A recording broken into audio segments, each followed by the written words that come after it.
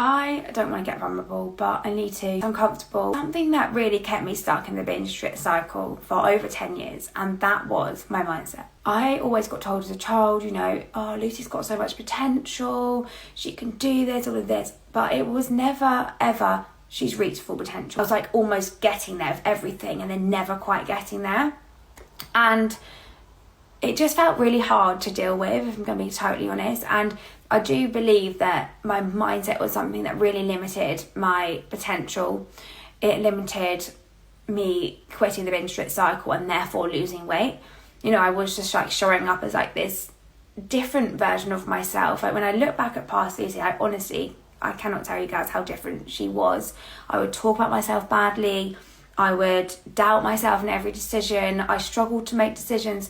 I would be saying, I'd like dismiss things like, oh, it's fine, you know, when actually it wasn't fine. Like my binging was a real thing that I struggled with. Admittedly, it wasn't the worst binging in the world, but it definitely was a problem that was big enough to make me feel rubbish. You know, those mornings when you wake up, you look in the mirror and your tummy just feels bloated. You look to the side, you know, I was like overanalyzing my body in the mirror, like, oh God. And I just hated the way I felt and also the way I looked, you know.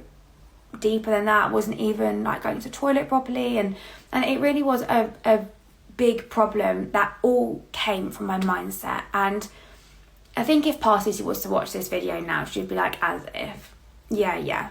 And I'd probably judge myself for even saying this.